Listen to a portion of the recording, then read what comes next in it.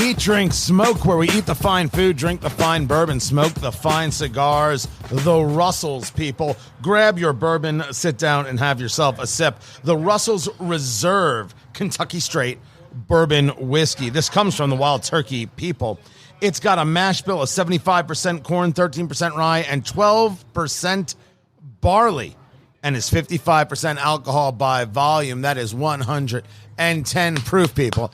Anything that over 100 proof gets some applause from at least one of us. I'm Tony Katz. That's Fingers Malloy. He's the high proof guy around here.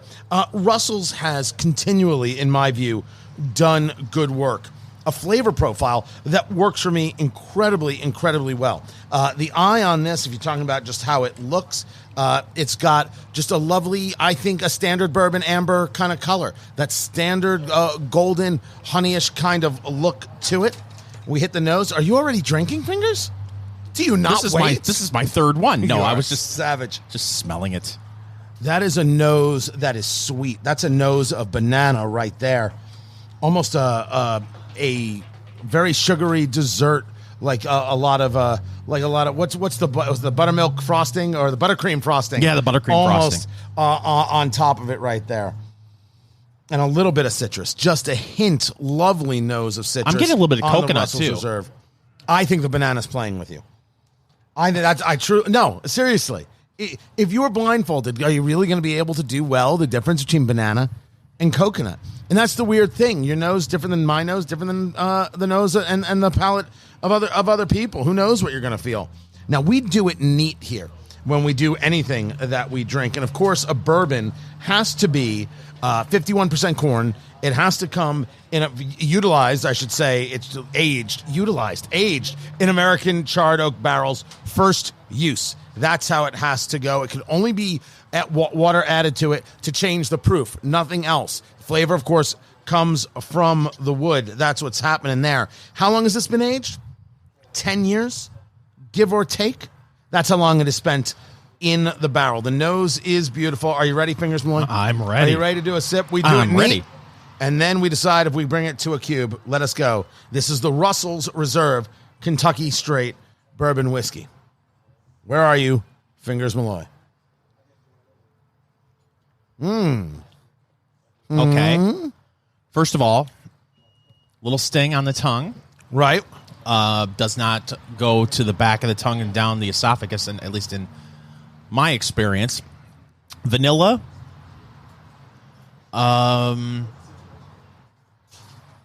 Maybe a touch of honey. If you're talking about just a generalized sweet, because the vanilla is definitely there. It's also got a good thickness to it. I don't know if you want to call it a viscosity. I don't know. What would the experts call it? Would they call it a viscosity? It is a fine flavor, right? I think this hits stronger than some of the other things we've done. Now, I got to give everybody a warning. We're broadcasting outside. We're in Indianapolis. The day is gorgeous for an August day. There's no humidity. So we came outside with it just like you would. And in the Blend parking lot, there is a Ferrari nicer than Fingers Malloy's house. And now you hear it. I don't know if you heard it. I didn't know how loud the guy was going to go with turning it on. I was like, before we scare the hell out of people. That's viscosity. With no thermal breakdown. This is a very, very nice bourbon. I got to tell you that when I'm looking for something in a bourbon, I like the lighter, more pronounced notes. This brings in just a little heavier. The tip of the tongue was a sting, but it's a burn in the center and lower chest. Nothing hurt going down on the Russell's Reserve, and I do like Russell's. There are some Russell's that I really enjoy. This is a heavier one, for sure. So if you like that kind of heavier, deeper kind of bourbon with more notes of the dark fruit, this is for you. There's a little more spice in this as well. I will tell you, the nose and the palate are two very, very different things. The nose hits with that banana, and there's no feel of that in terms of those sweets on the high end coming through when you drink it. You get some darker feels. Definitely get some pepper. You do get a bit of that vanilla. You do get a bit of that honey. That much is for sure. So this is a bourbon where the nose doesn't match. The nose does not match the flavor. It's not that it's a bad flavor profile. You just got to like that deeper kind of dark fruits kind of feel to No, it. I agree with you, because you were talking about how on the nose it's banana. I got more of a coconut. When you taste it, I got honey. I got vanilla. Nothing banana or coconut like. I had read some reviews on this where they talked about how you may get a snickerdoodle flavor to it, and I'm not getting that at all. But I'll be honest with you, I've used sugar cookie before, right, to describe bourbon. I don't think my palate is sophisticated enough to go between snickerdoodle and sugar cookie. No, I don't have that skill set either. But I don't get either one of that from here. There is a sweetness. I'm not going to say no, but I don't know if I call it that cookie kind of sweetness, because to me that sweetness is a bit brighter. Maybe to me it's not as heavy. Now, I did move it to the cube. We have a big rock side. You can use just some water. You can use some chips. There really is no wrong answer. And one of the worst things that I'm starting to find from people, questions we're starting to get asked here at Eat, Drink, Smoke, whether they're finding the podcast and then finding us at Apple Podcasts, or they're finding us on Twitter, Go Eat, Drink, Smoke, is this idea of what's acceptable and what's not. And how in the world would either one of us be able to tell you, or anybody else tell you, what's acceptable? You might like a few drops of cool water in there just to open it up. You might be the kind of person who actually takes what do you call that? An eyedropper, boom, bop, bip, and put it in there. I actually prefer chips because I like it to melt, just to get a little bit of water in there and a little bit of chill in there. I don't want it to get watery because I don't drink quickly. I'm a very, very slow sipper, whether I'm pairing it with a cigar or I'm just on the back deck. Very slow and very deliberate in how I go about it. So I'm not trying to do that. But we did move it here to the cube. Now, the question is it in your liquor cabinet? Well, only you can answer that question. The price point on this is $65. Now, I can see people doing it. I could see people saying, this is my kind of special bourbon. This is the richness, the full flavor, how that nose makes me feel. And certainly after being on the cube, trying it in that way, I might get a different feel for it and see how it goes, which is very true. It's different neat than it is on the cube. It opens up. The water does activate it in that way. And certainly how I have it now, just as that cube's starting to melt versus how it's going to be 30 minutes from now, are also going to be very different taste profiles, that more diluted profile. $65 a bottle isn't awful, but I think that you got to ask yourself, is this my profile? If this is your profile, I can see it, because it's not that the flavors are problematic.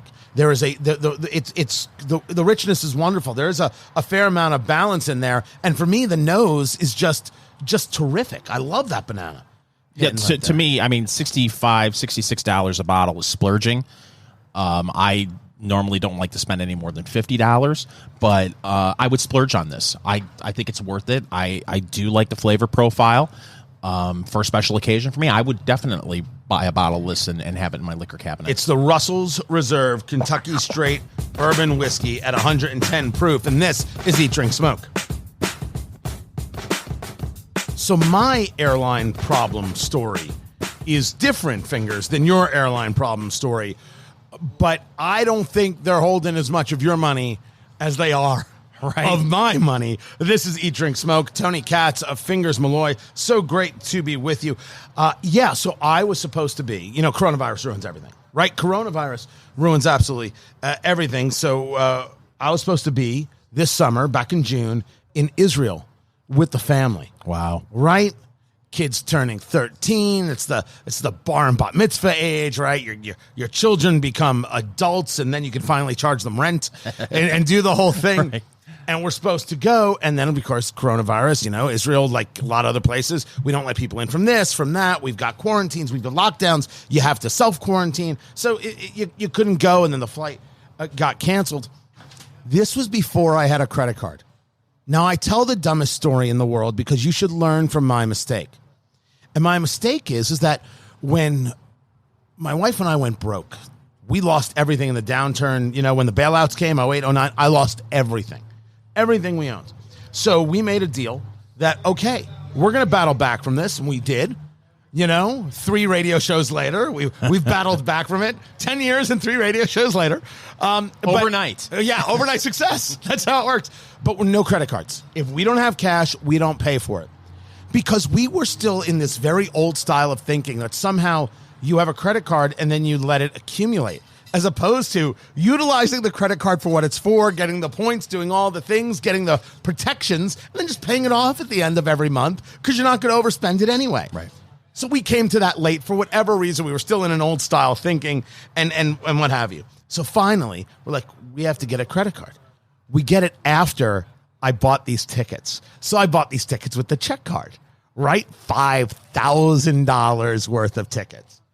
The airline cancels the flight. Or 2 months later, I still can't get a refund. I can't get someone on the phone. And I know they must be getting a billion phone calls. I don't want to be angry, but I am. And I am done being polite about the thing. Now, my reason for cancellation makes sense, at least. Your cancellation does not, because it was a domestic flight. It was a domestic flight. I'm flying to Austin in September, and this airline has already changed my itinerary 3 times. I'll get an email in the middle of the night. Right. By the way, you thought you were taking off at 11 a.m. You're taking off at 6 a.m. instead. And it's a connection not in Houston, but in Quebec. So that part I can kind of understand. Yeah. They don't know which end is up. They don't know if they have a staff. They don't know if they have pilots. Well, exactly. I'm a little paranoid about certain things. So Are you paranoid about flying? I'm just paranoid about everything. And I've got anxiety, and so I'm always checking to make sure things are going to go through the way they should go through. So I checked my reservation today, and I entered the information, and it said, your reservation's been canceled. Contacted the airline? Yeah, you canceled that yesterday. I didn't cancel anything. And then a little bit more digging. Oh, yeah, we canceled it. We were going to reach out to you. I'm so not okay. Like, I'm more okay with my story. Your ticket was like $23 and a lollipop. I got 5G on the street. Right. 5 large on the street, as the kids say, with their rock and roll music. But I'm more angry about your story than mine. Because that's just crazy. What if I would have just shown up at the airport with my confirmation? I never got an email. Just would have shown up the day of the flight. You canceled your flight 2 months ago. And there are some things that people are blaming on coronavirus. There's just no excuse for. There's no excuse for this stuff. It doesn't have to be this way. Get your crap in order, everybody. That's all we're asking. A public service announcement from Eat, Drink, Smoke. I can tell you this much. I'm never flying TWA again. Braniff is dead to me. The other part of coronavirus that's serious is what it's doing to the food industry. We keep talking about it. 80% of small restaurants might be out. It's horrific. Well, according to this is from MSN Money, 5 chains that may go out of business. And one of them is California Pizza Kitchen. There's something that has nothing to do with coronavirus. That is a company that has been on the brink for as long as I've known about the company. Never mind. It's not that they do bad pizza. It's just that it's like barbecue. It's very hard to franchise barbecue. It's regional. It's specific. You talk to the people down in Texas, right? And ask them whether or not they think that barbecue is barbecue in North Carolina, right? You ask them if at KFYO, where we are heard in Lubbock, if they think the barbecue is same as it is in Houston. They'll tell you all sorts of things. We're going to get emails like you wouldn't believe. Yeah. But it's true. That's a very difficult one to kind of to push out there and kind of make homogenized around the country. Pizza's the same way. People are very different and very specific on that. Now, the other one is called Matchbox, which is a pizza and burger chain, which is basically in the Mid-Atlantic, D.C., Maryland, Virginia. They're also in Texas and Florida. Well, if there's nothing that really differentiates you, you still have overhead, you still have a food cost, you still have those rent rolls, especially in D.C. Yeah. Right? Again, it's a business based on everything being perfect all the time. Ruby Tuesday is shutting down 150 of its 470 locations. I don't know the last time I was at a Ruby Tuesday, but I can say this. The last time I was at a Ruby Tuesday, the salad bar was terrific and the burger was great. They specialize in burgers. They have really good burgers. I like going there. But you're right. We're very fortunate to be in Indianapolis, where it is a foodie town. It really is. So a lot of times I don't go to a chain because we just have so many great restaurants that are not chains. But Ruby Tuesdays is one that I used to go to quite a bit because of the burgers and the salad bar. Yeah, one of the things Indy has going for it is geography. You can't afford to open in Chicago. You come down, you open in Indy because you can afford to do it. And it has turned, and it's really been the past decade, it has turned into a place where food is excellent and plentiful, not only on the restaurant side, but on the bakery side as well, which is something I personally look for. Potbelly. They're closing 100 of their 470 stores. You don't know this about me? I used to work at Potbelly. Really? I was an original manager in D.C. I trained in Chicago, and I will absolutely stay silent on my thoughts on Potbelly Sandwich Works. But admittedly, that was my experience, and they invented this quick way of doing the sandwiches and toasting them and everything else, and great milkshakes. Great hand-dipped milkshakes. Always did. But it's a sandwich. And in the end, you need a certain amount of traffic. You need a certain amount of go-to on that. If you don't have it, especially with coronavirus, there's just no end. And there are so many chain sandwich places to try to put yourself above everyone else. It's really tough. And the fifth one on this list, which is the most surprising one, is Red Lobster. I've never been to a Red Lobster in my life. Well, I could tell you, Red Lobster has been struggling for years. Yeah? I've read pieces previously where this is the year Red Lobster is going to go under. Cheddar Bay biscuits, fantastic. Right. I was at the grocery store last night. You can buy Cheddar Bay biscuit mix at the grocery store. That's all I've ever heard. I'm very happy. But I'm not happy that they're going to. This very well could be the end of Red Lobster as well. Red Lobster gone, but Olive Garden can remain. It's an interesting world. Love them breadsticks. This is Eat, Drink, Smoke. Eat, Drink, Smoke. It is your drink, eat, cigar radio extravaganza. We do the reviews, and then we see what happens. I'm Tony Katz. That is Fingers Malloy. We're reviewing the Russell's Reserve, which is 110 proof. $65 is the MSRP. It had notes of banana on the nose. It had some dark fruit, some good sweetness there going down on the palate. We both moved it to a cube, and on the cube, it has opened up wonderfully. It was playing really heavy on that mid-chest and the lower chest. That has brightened up, the best way I could describe it, very, very well. $65 in the MSRP. I'm sure you can find it in certain places for certain deals. You got to see if this is your flavor profile. Those more darker fruits, some of that kind of sweetness, that honey in there, much better on the cube for me. Oh, I agree with you. It was neat. I'm not going to say that this was too sweet. It was sweet, but once you got it on the cube, it took a little bit of that sweetness away. So right. I think it's very good on the cube. Russell's Reserve. Check it out for yourself. It is time for News of the Week, Fingers Malloy. Tony, White House Chief of Staff Mark Meadows said on Wednesday that the U.S. government has not totally ruled out that a deadly explosion in Beirut, Lebanon was an attack, but said it was still gathering intelligence on the blast the Lebanese government has said was caused by unsafe storage of dangerous chemicals. All right, a couple things. Did you see the videos? It's unreal. So it looks like a Michael Bay film where all you hear, you see the fire. And people are videoing it because it's this big fire and smoke is everywhere. This is in Lebanon and Lebanon. There's a town here called Lebanon, and this is in Lebanon. I want to say it right. And you can hear the popping. You can hear what sounds like small explosions. The blast then comes, and it looks like Godzilla should just come right through. Yeah. It almost is a mushroom cloud. People are describing it as a mushroom cloud, but that's a very specific type of signature to a specific type of bomb. But the strength here was 1/10 of Hiroshima. 1/10 of the bomb that was dropped during World War II, one of the two, Fat Man and Little Boy. The white cloud that you see that envelops the whole space then turns into the sonic boom as it moves its way through, and glass starts breaking everywhere, windows shattering, all people getting knocked to the ground. It's frightening. And then through the white smoke, you see this. It's almost like a hand of just darkness and of pure black smoke. And then the fire starts erupting from underneath. And no one knows how it happened. No one knows. People are speculating that it was an attack. People are speculating that it was a fireworks factory. I'm just saying it was not a fireworks factory.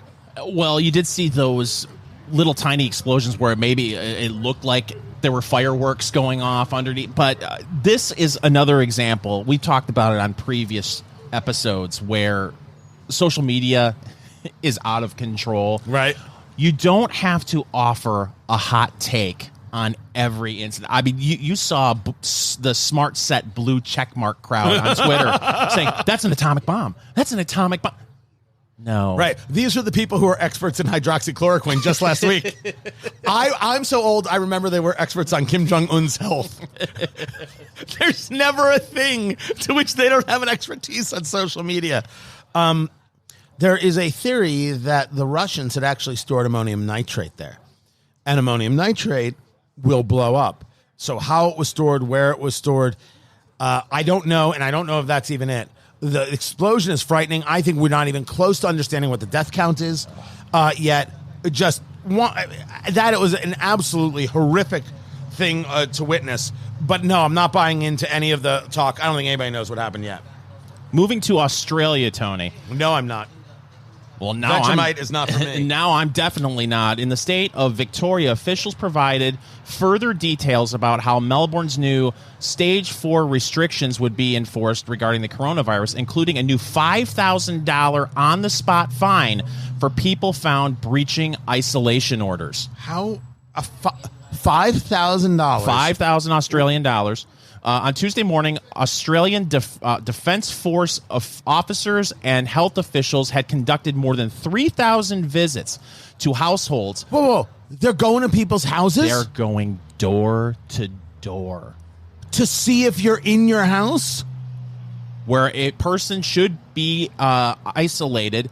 Of these 800 of the 3,000 visits, there were people under isolation orders who could not be found. Whoa. Is it a total isolation order, or there are people being specifically ordered to isolate? It just says isolation orders and people violating them. It said for people who are found to have repeatedly breached these orders, a maximum penalty of $20,000 can be delivered through the courts. All of the 800 people that could not be located have been referred to police. This is insane.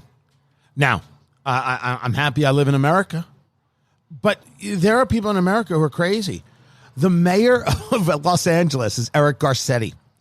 And Eric Garcetti, now this isn't about how you feel about coronavirus or masks or staying home or locking things down. That's not the conversation. $5,000 fines, police going door to door. Man, please don't tell me someone's okay with that. Garcetti, mayor of Los Angeles, doesn't want people gathering at houses. So if they think that the gathering is too much, he's going to have your water and your power cut off. We should remember that Los Angeles is a desert and gets hot in summer. But he's going to cut off your power and your water. That's Orwellian crazy. Like, there's a moment where people have got to be saying, okay, you have too much power. No. That's not how the American system works. You don't get to do this. And I'm wondering if people, I mean, it's LA, right? What are the odds people are going to stand up and fight? But like, how do you now push back on that? Well, what worries me is there are too many people out there that would say, right on, you need to do that. And that's what's troubling to me. God. The other thing that I find comical, okay, they'll cut off your water and your power. You're in Los Angeles, like you said. When the party's over, I'm sure they will return your power and water lickety-split to where it was. Lickety-split. That's exactly the word I was going to use. What happens when they turn off the power to the wrong house and you've got twin 2-year-olds? Just asking, what happens in that situation? This is ugly, and I'll tell you this. I have never felt more, and sad is, I don't know if it's the right word, but it's the only one that comes to mind. How we've decided to act and treat ourselves and treat other people. We took a virus, right, that we should be able to beat and conquer. We said, how do we make this the most political thing in the history of planet Earth? And it really has shown in people just what they're all about. Some people really, really, really like power. Yeah. And they really like letting you know that they have it. I'm always on the side of the citizen. There is never a moment where I don't think that the rights of the citizen come first and foremost. I believe in the rule of law, but like the citizen is where it has to be centered. I don't know how the people of Los Angeles think that Eric Garcetti can continue to be mayor. Just saying those words out loud. Say, I'm going to turn off your power and your water. Say, this is the same kind of state that says that when you buy a house, you have to sign up for power and water. There are places that do that. Let's say you wanted to have your water only provided by Mother Nature and your power is only solar. Well, there are places that tell you have to still sign up. You still have to be connected. And it's really, really it's like weird. A maintenance fee, they call it. Right. They have to maintain the power infrastructure for the next person if you move out. But it's so odd. If I don't want it, if I choose not to have power in my house, why would any city even remotely care? What does it matter to you? And it gets like this really like ugly kind of think of, well, why do they want you to have it? Why do you have to be signed up? Is that because they know where you are? Is that because you're on the grid? And people go all conspiracy crazy. And I'm not a conspiracy guy in the slightest. Like, it's just not my interest. But it's weird, right? It's weird that they would do that stuff to you. But it's not as sick and twisted as what's going on in Australia. $5,000 in cops going door to door. That's sick. That is sick and diseased. And I hope it doesn't come here. Yet we tell the story of Los Angeles. New York, you know what they're doing? Checkpoints. They're going to pull over every 7th or 8th car on the bridge coming into New York and make sure that you're not sick. It's sick. This is Eat, Drink, Smoke. Your meat is going up. Wait, that's no way to start a show. Eat, Drink, Smoke, Tony Katz, Fingers Malloy, Apple Podcast, if you miss any part of it. Eat, Drink, Smoke, write a review, leave a 5-star review, subscribe. We'd appreciate it. Beef prices are going up, but the processing plants are opening, which doesn't make any sense, right? I don't know how those two things... Can I share an impossible meat story with you? Okay. My wife is a sainted woman. My wife is fantastic and terrific. I have a happy marriage. I can't say enough good things. But here was the but. However, in this case, oh no, she found on sale. Oh no, impossible meat. Oh, Tony. Now, I would say, right, don't buy your meat on sale. It was $1, and she's like, now that should have been the warning. When the impossible meat is on sale for $1, that should be the warning. She bought it and made some burgers out of it. Now, she had also purchased, my youngest doesn't eat pork, right? It's not because we're Jewish, just not into pork. She found some impossible meat maple sausages. Was it made in a 3D printer? No, it wasn't. We're not the Russians. That was just a meh. I could see somebody doing that. She made the burger. And I took a bite just of the meat part, which was quite literally orange. It was Donald Trump orange. Is the best. How Crayola hasn't come out with that color yet. I love him or hate him. That would be funny. You'd laugh out loud if it was Donald Trump orange and the very bottom of the cigar, the part not where you're drawn, but the flat part, if it had like a tuft of blonde hair. That would be so fantastic. It would be the very best. So I take a bite. I spit out everything. I rinse my mouth out 4 times. It's just awful as awful can be. Now, I've never tried the ones at Burger King or those kinds of places. I haven't done the Impossible Burger there yet. But based on what I've had, everybody's lying and everybody's kidding themselves. So it was like a crying game shower scene, is what you're saying. You were just wow, almost throwing up because of the impossible. That is an awful reference. Why would you do that to anybody? Who brings up the crying game on a cigar and bourbon show? I have my finger on the pulse of pop culture, Tony. Don't say your finger when talking about the crying game. So now, did you guys make up? Yeah, well, no, we for the kids, we're staying married. They, according to sources, this is from the Missouri Beef Council, 15 to 20% below where they were, but they think they can get the backlog back up. They were closed for a while for 6 weeks, actually days at a time, for about 6 weeks because of coronavirus and people in the plant having coronavirus. This is the wrong time for meat prices to go up. Wrong time. People are going to be out of their heads. And it's a question of, does it go up 50 cents a pound or does it go up $2 a pound? Because 50 cents a pound, people can they might be able to suck it up. At $2 a pound, they're not buying it. They're looking for $1 a pound Impossible meat. Well, at least we're not seeing a shortage, which we saw a couple of months ago. I would go to which lasted for an hour and a half, though. For certain meats, there were a few weeks there where I could not find boneless, skinless chicken breast. I would go to store after store after store. I would go to Costco to try to find, the 5-pound package of ground beef, and there'd be people right as the store opened immediately heading back to the meat section. They're all huddling around waiting for them to bring out package, and I missed it. Can I tell you, the advent of rotisserie chicken has made me never buy chicken like that again. What's the point? If you can go around here, we have something called Meyer, and rotisserie chicken from Boston chicken, Boston Market, Kenny Rogers Roasters kind of chicken, and it's $5. It's a whole chicken for $5. First, I'll never roast a chicken again. Why would you? It's $5. Secondly, it's $5 and it's done. I would rather spend that $5, then carve it up, and then have the breast, than have to cook something with the breasts themselves. I can't think of the last time I actually bought chicken breasts. I wouldn't, because of all the preservatives they put in it, Tony. It's bad for you.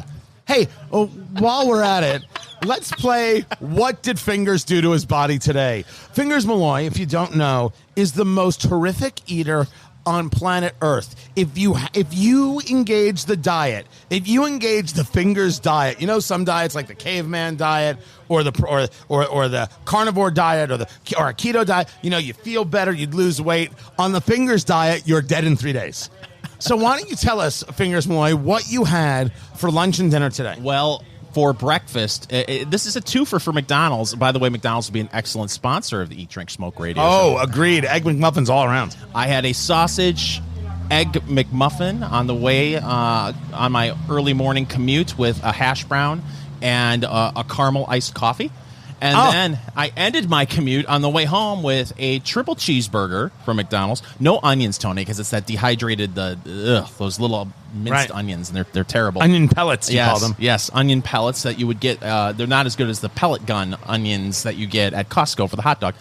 Triple cheeseburger, small fry, and a large M&M McFlurry. So I love that you had a small fry, for balance. Right. Well, you got to have enough fries to dip it in the McFlurry, but stay away from those rotisserie chickens. They're bad for you, Tony. This is What Did Fingers Put Into His Body? Brought to you by McDonald's. I'm loving it. We're so going to get sued. This is the show where we get sued, guys.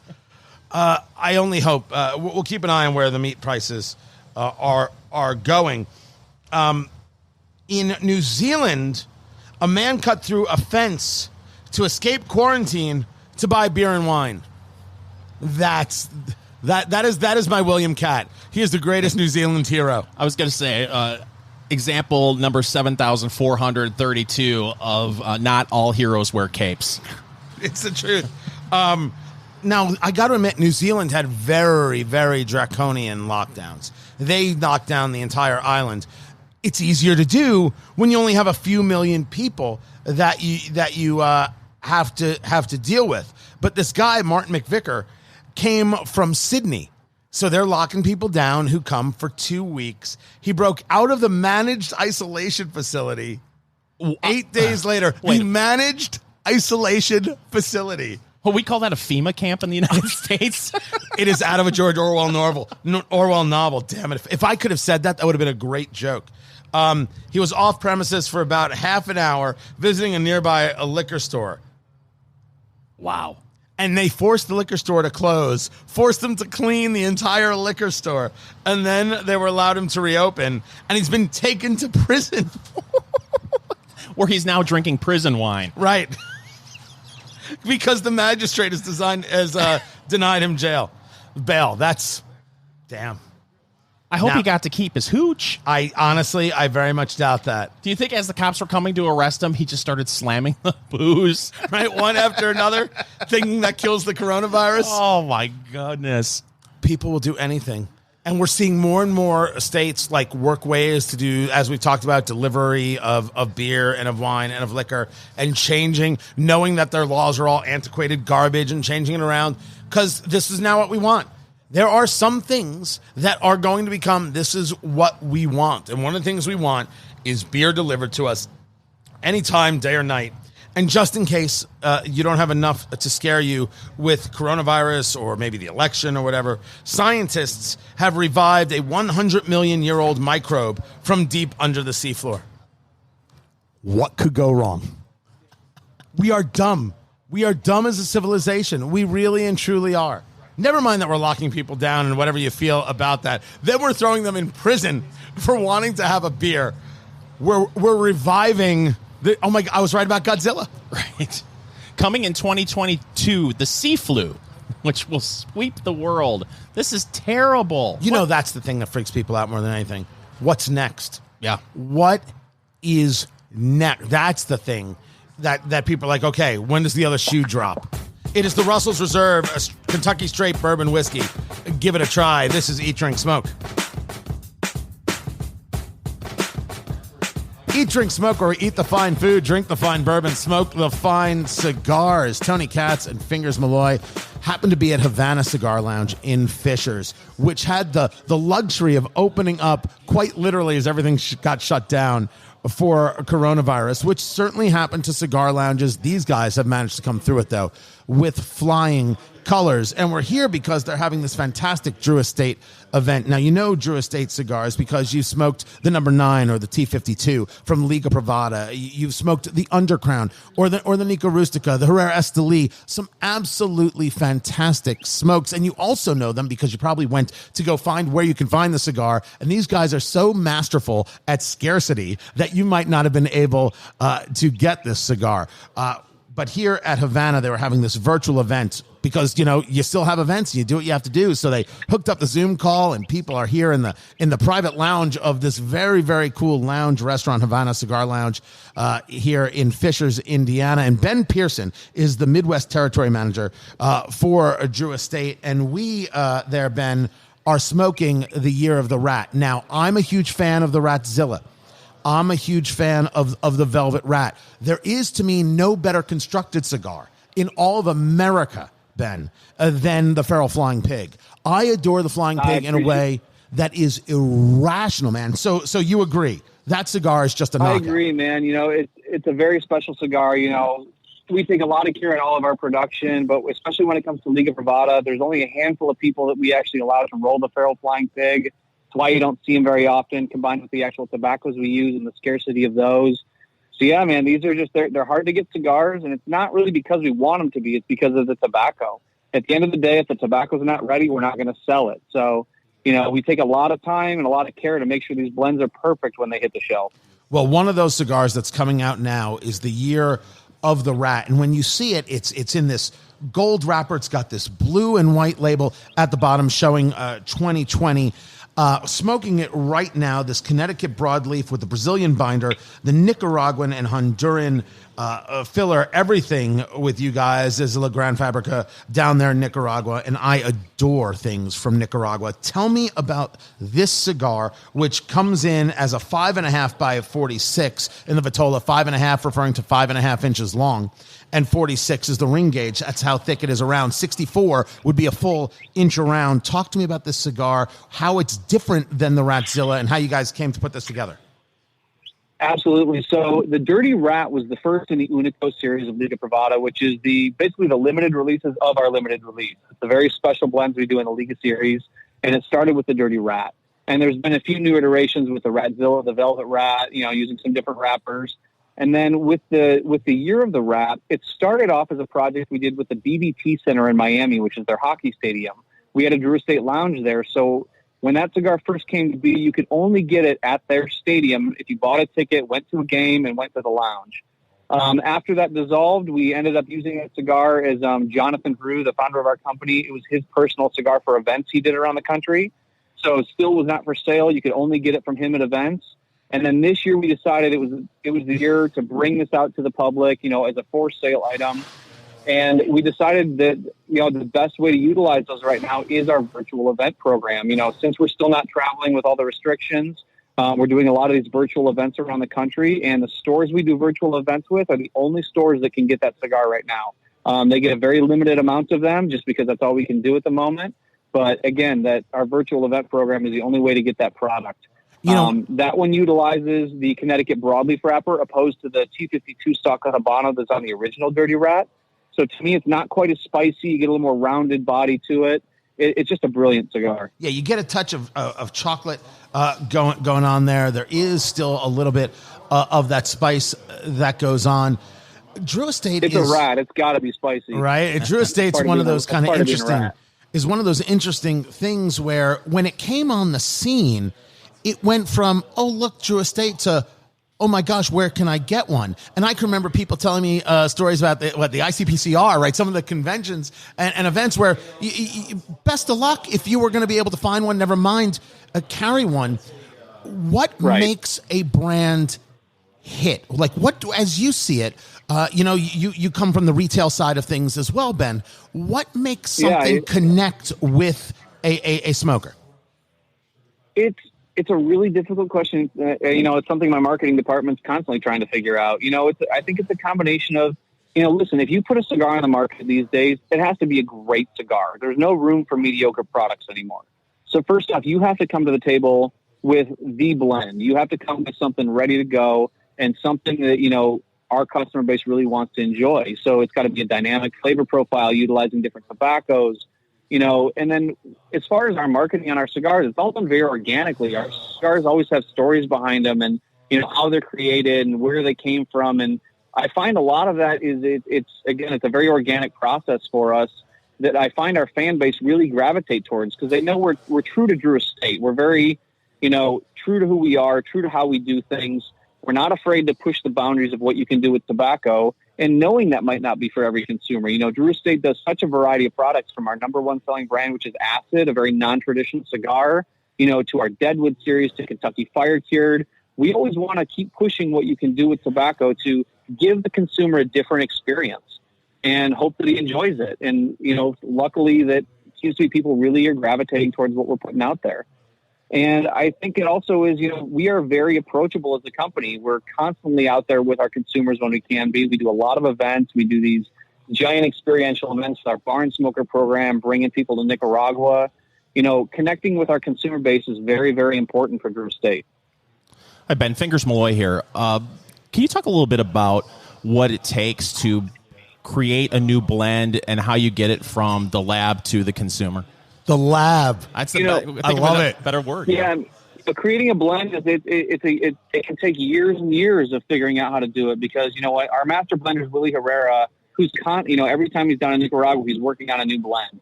Then the next time he comes down, he smokes what he blended the previous trip to see where it is, and then makes a tweak and tries it 6 months later. So, when you're blending a cigar, this is not a, it's a time-consuming process of, and in an uncountable number of blends sometimes when you're trying to get something right to find that component you're looking for.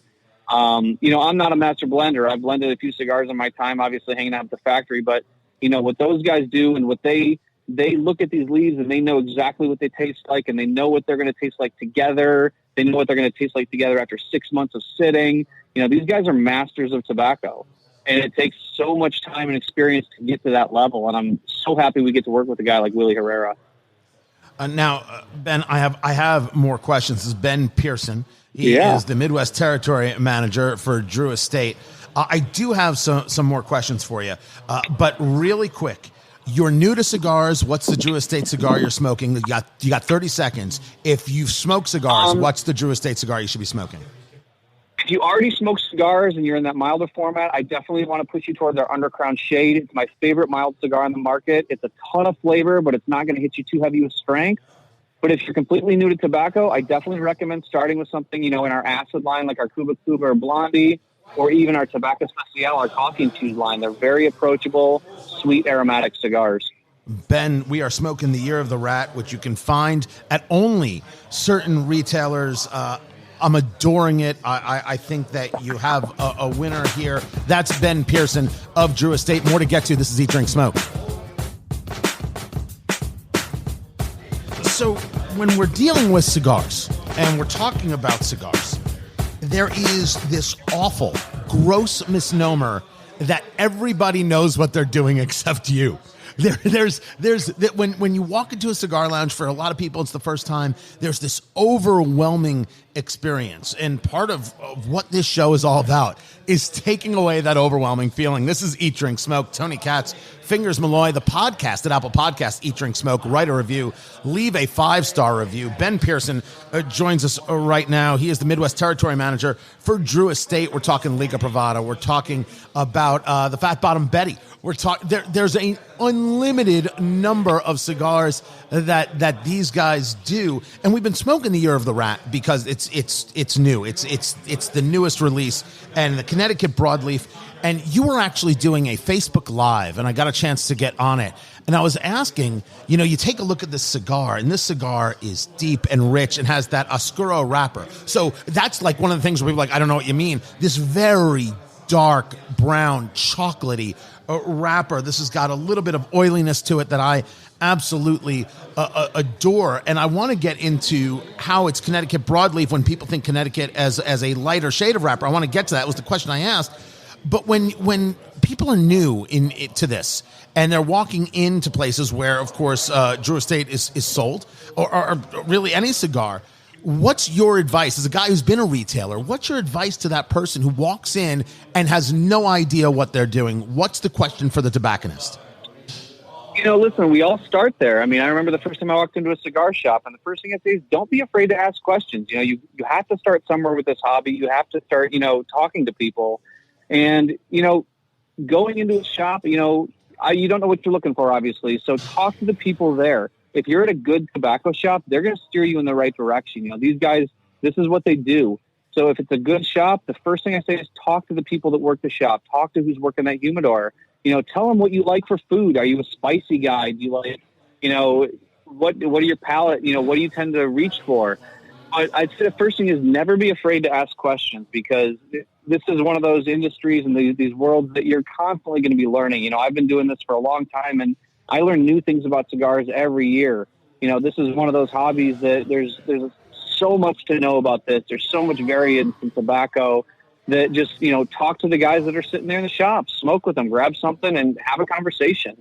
I've always said that the cigar shop is the ultimate equalizer. It doesn't matter what you do. When you get in that door, you are a cigar smoker and you belong. We say that all the time. There is no more level playing field than the cigar lounge. Your politics go out the window. Your socioeconomics go out the window. The guy sitting next to you is a guy having a cigar, and you just get into conversations. I've had more conversations. I've said this many times. I've had more conversations about parenting in a cigar lounge than I have ever had anywhere else. You're totally right about being an equalizer. But I want to get back to this Year of the Rat, which is called the Liga Privada Unico Serie Year of the Rat 2020. It got unveiled at the trade show in late January of 2020, before really the end of civilization came. But I want to get into this Connecticut, because this is a Connecticut broadleaf as opposed to a Connecticut shade. And I thought you gave a really good definition and explanation of the difference of the two, because people hear Connecticut and they might immediately go to a place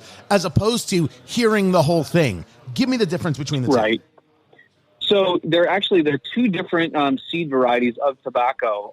So Connecticut shade is what you see on our undercrown shade, for instance, is a Connecticut shade seed. We actually grow ours in Ecuador, or it's grown for us in Ecuador. But true Connecticut seed is very light. It's very creamy. It's got kind of a grassier note to it sometimes. When you're talking about Connecticut broadleaf, you're talking about a much heavier leaf, a much darker leaf once it's processed, and a much bolder flavor profile. As you said, it's almost oscuro. It's a very dark, heavy, chocolatey leaf, tons of oil in it. And you mentioned this. So with broadleaf, we actually do a stalk cutting process. It's actually cultivated differently. So with our broadleaf and our T52 Habano, instead of picking all the leaves off the stalk, they actually cut the entire plant down by the stalk and the whole thing is hung in the curing barns to dry. That way, that stalk continues to feed nutrients and oils to those leaves. It's not as easy of a process. There's a lot of technical things to it. But again, it's really what makes our broadleaf special is the time we take to do it, from curing to fermentation to aging. And again, you're smoking the final product there, and you see what we came up with. Ben, you talked earlier about acid cigars. Can you talk a little bit about the infusion process and what are some of the flavor profiles people can expect from some of the acid cigars? So acids are a very unique cigar. It is now the #1 cigar selling in the United States. Acids are an infused product. Is it really? With 140 different. Yes, it is. Wow. Cuba Blondies. Acid is taken over. As far as the process, I have no idea. I've been to our factory 19 times and nobody will show me how we do it. Probably one of the biggest secrets in the cigar industry is how we do acids. And as far as the flavor profiles go, we have different colors in the family. The blue line is our most popular. We have a gold line, a red line, a purple line, and all those have a unique infusion process to those colors. As far as describing the flavor, it's one of those things you just have to smoke it and you tell me what you taste, because it's almost undefinable. An acid to me, it's acid. That's what it tastes like. It's unlike anything else out there. But I will tell you, they're very sweet. They're very aromatic. And it's a very unique cigar that you're either going to love or you're going to hate. Ben Pearson joins us. He's the Midwest Territory Manager for the people at Drew Estate. Now, when I pair a cigar, I find myself more and more drawn to pairing with coffee. If it grows together, it goes together. It's a combination I love, and I know you drink tea and not coffee, which, as far as I'm concerned, makes you a terrorist. I mean, that's just... I'm okay with that. Yeah, no, I've been dealing with that my whole life. It's funny because I sold coffee for like 10 years. I worked in different cafes over the years. I sold coffee forever, never developed a taste for it. I tried. So, but when we talk about pairing, people usually talk about pairing with bourbon or pairing with Scotch. As you see it, when you're smoking the Year of the Rat, or maybe just in general, what's your advice on pairing? You've worked in the places where you're providing those things to people, and everyone's always curious about how they do it. So, give me what you think in 60 seconds or less is the right idea to consider pairing. Right. I always like to pair a cigar with something that's going to balance it out nicely. So if the cigar has a little bit sweeter component, I might try something with a little more boldness to it. Something like a Liga Privada, I love to pair with some rum because I like what the sweetness in the rum pulls out of the tobacco. So I always like to have something that, goes well with that particular style of tobacco I'm smoking. And, sometimes it's a glass of water, sometimes it's rum, sometimes it's wine. It really varies mood to mood like anything else for me personally. Yeah, the water thing, people absolutely forget that sometimes that's all you need. All you need is a little bit of water. No matter what I'm pairing with my cigar, I always have a glass of water next to me. Yeah, you're not wrong. Ben, listen, I appreciate you taking the time. Ben Pearson, Territory Manager, Midwest for Drew Estate. You have a winner in this. This is the kind of strength. This is the kind of blend I'm looking for. If you're a first-time smoker, I don't think this is your cigar. But if you're somebody who appreciates and likes to move into those fuller kind of conversations, the Year of the Rat, the Liga Privada Unico Series Year of the Rat 2020 is a great way to go. Ben, I appreciate you taking the time. This is Eat, Drink, Smoke.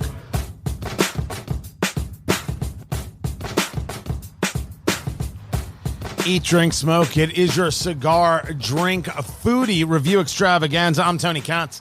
That is Fingers Malloy. The podcast is at Apple Podcasts. You can subscribe, write a review, leave a 5-star review. It's on Stitcher. It's on Google Play. Eat, Drink, Smoke. It is wherever fine books are sold, even though it's not a book. Check it out for yourself. The Year of the Rat is a solid smoke, kids. The Year of the Rat. I like what Drew Estate does. Now, I would never tell this to Ben, who we were just talking to. But the whole idea of scarcity, when he talks about, you can't do it until it's right. That's what every cigar manufacturer is going to tell you. We all know they're playing a little bit of the game of keeping things out of the hands of people, and it has worked for them. And it only works because they actually put out good product. They put out good cigars that you want to have.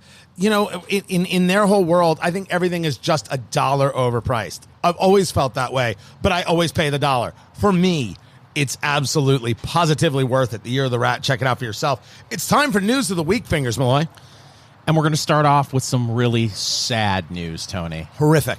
According to our friends over at Cigar Aficionado, 90 years after it opened its doors for the first time, Nat Sherman is closing down. This is so incredibly crazy and amazing and has nothing to do with coronavirus. This is just the business decision from Altria.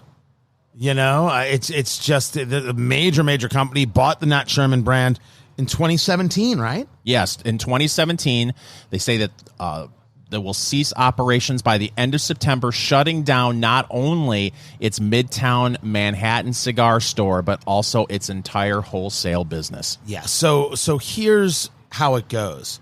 When they bought Nat Sherman, the thing that they wanted was the cigarettes.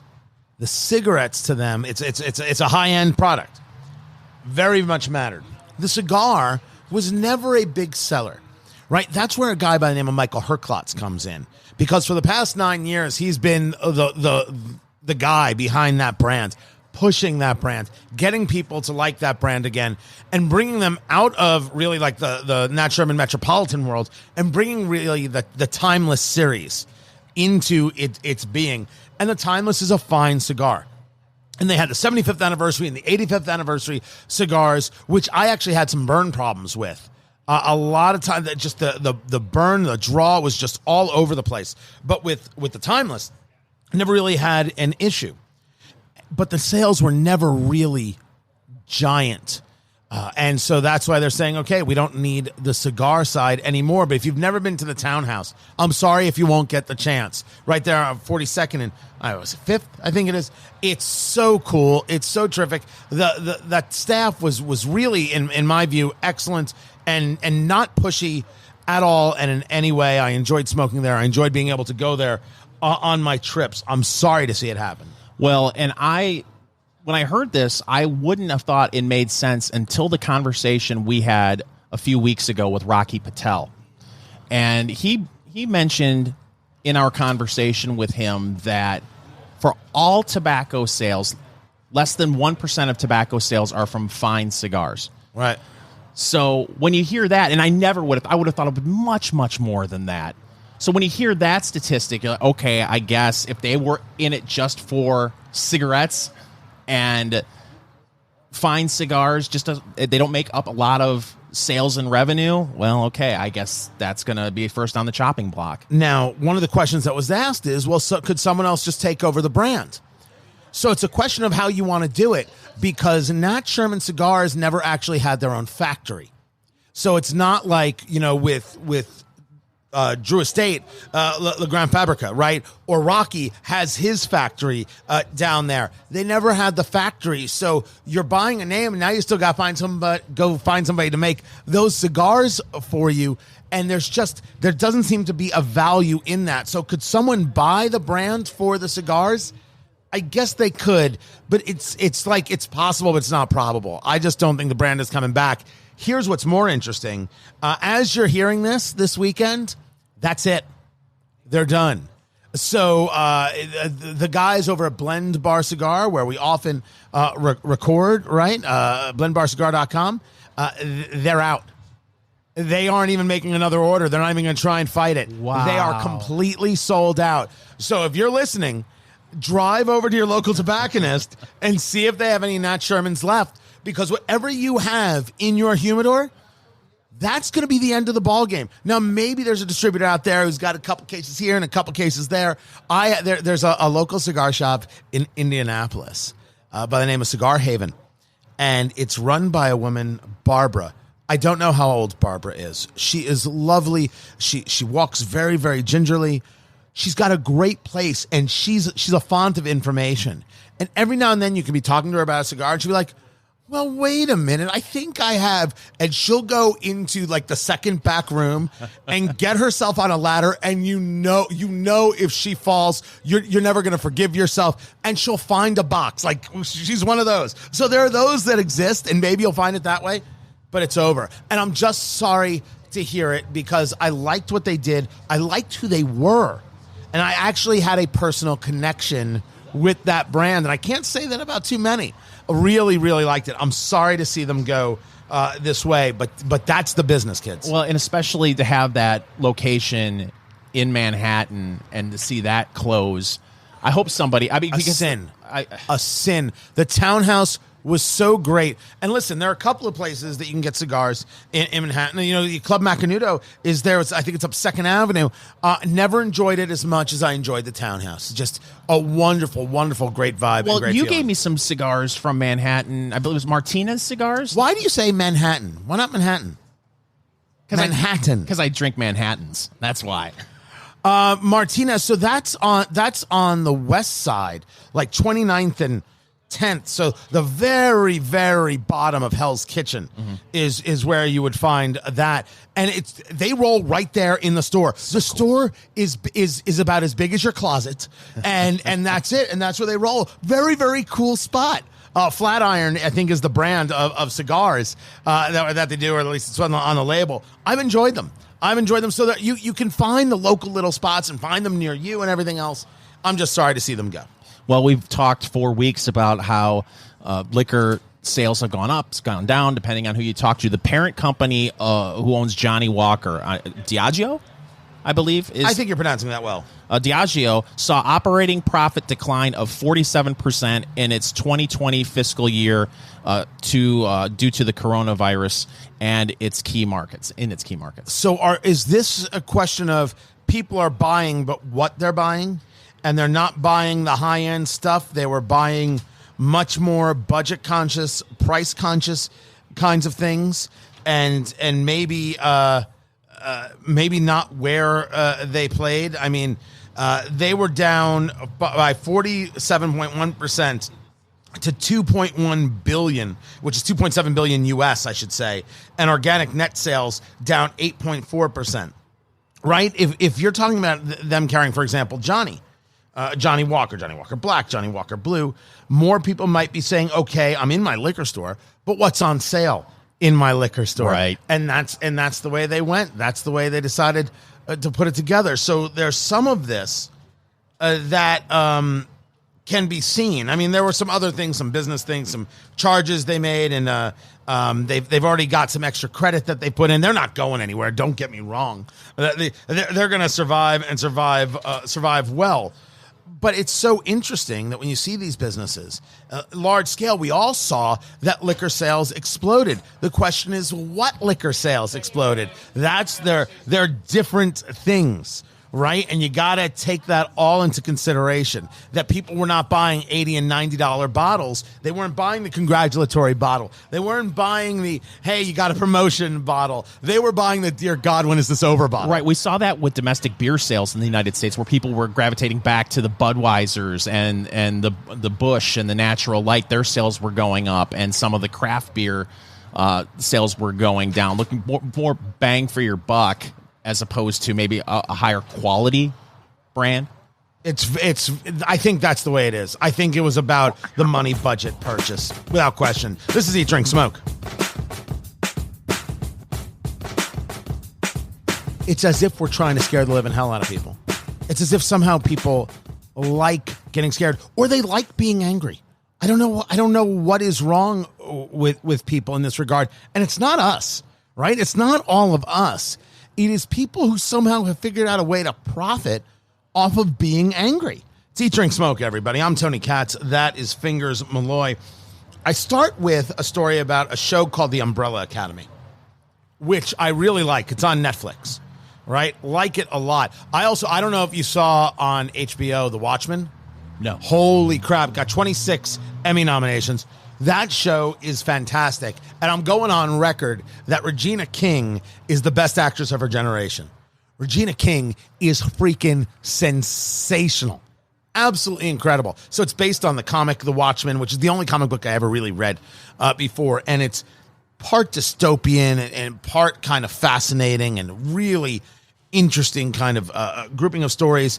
And the story they did on HBO all centers around the Tulsa race massacre of, I think, 1930 something or other. I forget the year. I think it was 1933. And what's fascinating about the Tulsa Race Massacre, regardless of where you are, what you think about what's going on in today's conversations about race. I'm a pretty educated cat. I pay attention a lot. No one in my high school or college years ever taught about the Tulsa Race Massacre. I couldn't believe it. I am this year's old. I am 0 years old when I learned the Tulsa Race Massacre, and I got to tell you, I wasn't sad about it. I wasn't embarrassed about it. I was angry about it.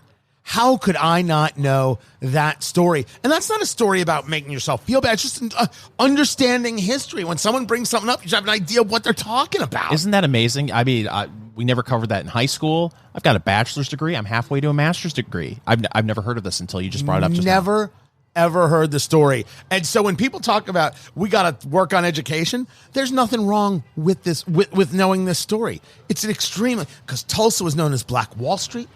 In the day, very, very successful. And then it was one day of riots and killings and destroyed Tulsa. Destroyed these people's lives. And it was all based on hate. Absolutely, positively. And it's why when we have these conversations, everyone wants everything to be racial. Everything wants everything to be hateful, or you're insulting this one, or you're attacking that one. No, that's not true. But there are some stories and there are parts of history that are worth knowing that did happen. It doesn't mean you're a bad person. It doesn't mean I'm a bad person. It means it happened, and you gotta know your history. It's extremely important. This brings us to Umbrella Academy on Netflix. And there's a character on Umbrella Academy played by Kate Walsh, and she's known as the Handler. And I guess she's kind of the bad guy on the show. Well, all of a sudden it comes out that Umbrella Academy is anti-Semitic. Why is it anti-Semitic? It's anti-Semitic because this character, the Handler, played by Kate Walsh, at times uses Yiddish. Yiddish is this kind of mixed language from the shtetl days. So like the days of the 20s and the 30s, as people were escaping and everything else from Germany and Poland. And it's this mix of Polish and German, and it's a Jewish language. My grandmother came over from Poland knowing, being fluent in Yiddish, and so did my grandfather. My mother can understand fluent Yiddish. I know a couple of good curse words. All right? That's basically the way it goes. I'm telling you, if you think the show is anti-Semitic because she's the bad guy and she speaks some Yiddish and refers to a cabal, you're out of your skull. So that's what it's all about. Right. It's because she's considered the bad guy on the show and she's using Yiddish. Right. Okay. It's crazy. We find ways to like hate ourselves. We find ways to try and ruin everything. Now, there was within Watchmen a lot of social justice messaging that people are going to like or don't like or be like, okay, move that along. It was the basis of the story that I found so fascinating. Man, if you think Umbrella Academy is anti-Semitic, there is more anti-Semitism in a Deshaun Jackson Instagram post. Right. From the Philadelphia Eagles than there is in the Umbrella Academy. But that's the times we're living in right now. I mean, there was going to be a movie festival, I believe, in Portland, and they canceled Kindergarten Cop. They canceled Kindergarten Cop because it glamorized cops in schools, and they compared it to Birth of a Nation. And I was like, okay, we're done. And this is why people drink. This is why people drink and smoke. Can I tell you, I have had a billion conversations in the cigar lounge. No one has ever called me a bigot in a cigar lounge. Ever. But social media, all I have to do is say hello, and people are like, what do you mean by that? It's funny you say that because I was in a cigar lounge the other day, and this guy went on a 2-minute rant about Kindergarten Cop. We're living in crazy times. So I bring this all up because there was a story that, with coronavirus and the lockdowns and the quarantines and kids aren't able to play with other kids. And listen, I think your kids are going to be able to overcome it. But there's some kids who miss their friends and they don't quite understand it all. And supposedly there's an increase in kids going to therapy and things like that. And I don't know whether I think that's crazed or whether I think that's good parenting or whether 3 conversations would make everything better. Or maybe you let your kids play with other kids, right? Right. Everyone's got to decide for themselves. But the story was the kids are told, go outside and get some fresh air. Well, they find nature distressing because it can trigger feelings of anxiety and despair linked to climate change. No matter what you think of the environment, if your kid is afraid to go outside or upset by going outside because they think the planet is dying, that's evil. Yeah. Man, that's evil. How could you do that to your kid? They're pounded with this messaging all the time. Right? I read that story, and it reminded me a couple of years ago. My daughter was in elementary school at the time, and they canceled giving out Valentines on Valentine's Day. They weren't going to take an hour to do that because they said, no, listen, later on, we're taking that hour because we're going to have an Earth Day party. And my head exploded.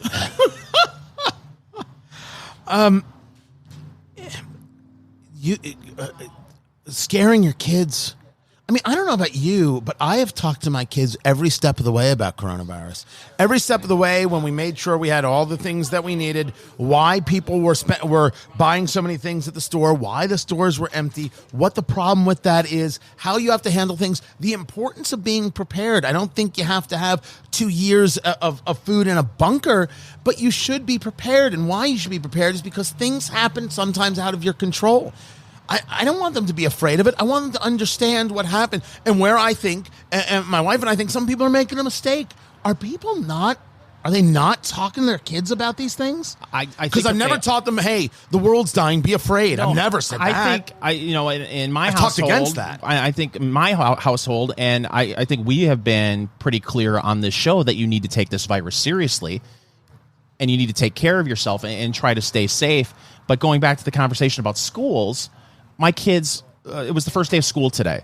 And I looked at previous years. I always take pictures of my kids on the first day of school and their, school outfits and everything. And this year it's pictures of my kids in front of an iPad and a computer at their home desk. Right. And I think to myself, okay, just from my experience from last year, these kids aren't learning what they the fight of reopening schools is, that's using kids as pawns.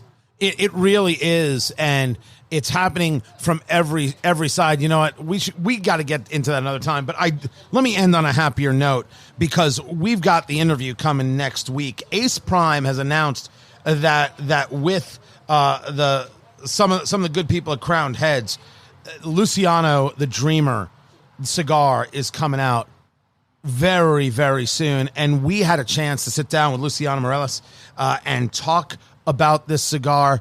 We're going to share that next week. Fantastic conversation. Absolutely brilliant Lancero. What a smoke this cigar is. Lancero is the shape. It's that longer, thinner cigar. Incredible. Oh, it was unreal. We had smoked 7 cigars that day, and that was the last one, and we were leaving. I still had 3/4 of mine left, and I never do this. I smoked it the rest of the way in my car on the way home because I couldn't throw that stick away. So that interview is coming next week from Ace Prime, Luciano the Dreamer, and we've got Luciano Morales. We're going to get into that and things you never understood about the science of cigars. Eat, drink, smoke.